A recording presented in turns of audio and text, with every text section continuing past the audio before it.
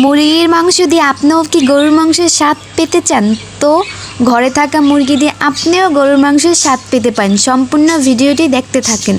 Hello বন্ধুরা, আসসালামু আলাইকুম। সবাই কেমন আছেন? আশা করি সবাই ভালোই আছেন। এখানে আমি কয়েক টুকরা মুরগির মাংস নিয়ে নিয়েছি। এখানে অল্প পরিমাণ পানি দিয়ে আদা বাটা, হলুদ দিয়ে এটা সুন্দর করে আমি সেদ্ধ করে নিয়েছি। এখন আমি কাঁটা চামচ দিয়ে সুন্দর করে ছাড়িয়ে নিব। আপনারা দেখতে পাচ্ছেন কি সুন্দর ঝুরঝুরা হয়েছে।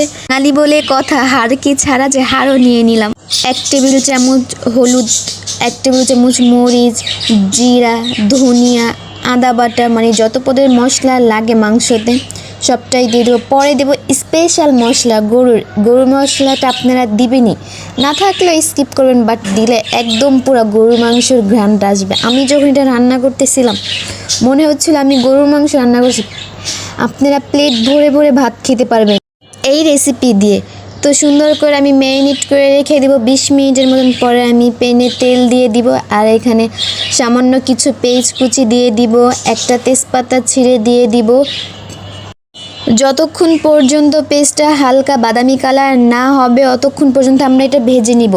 পরে বাদামি কালার হয়ে গেলে আমরা এখানে ম্যারিনেট করা মাংসটা সুন্দর করে দিয়ে দিব। এখানে তো আমরা সব মশলা দিয়ে ম্যারিনেট করে রেখেছি। এখন আমি সুন্দর করে ভেজে নিব। আর হ্যাঁ, এই ঝুরা মাংস কিন্তু প্রচুর পরিমাণ তেল লাগে। আমি অল্প একটু পরে দিয়েছিলাম, পরে দেখি ওমা হয় না, পেনের সাথে লেগে যায়। পরে আমি আবার তেল দিচ্ছি। অনেক তেল লাগে, বাট খেতে অনেক মজা, অনেক। আপনারা একবার হলেও ট্রাই করে দেখবেন। দেখেন আমি কি সুন্দর করে ভাজা ভাজা করে নিয়েছি। এইভাবে আপনারা বারবার নেড়ে ভাজা ভাজা করে নেবেন। আমি অনেক কিছু স্কিপ করেছি, মানে লং হয়ে যাবে ভিডিওটা, তাই আমি আপনাদের পুরো সম্পূর্ণ লাড়ার ভিডিওটা দেখাই নাই। সুন্দর করে আপনারা এভাবে ভেজে নেবেন। দেখেন কি আমি হয়েছে, আমার তো এখনই খেতে ইচ্ছা করতেছে। আল্লাহ হাফেজ।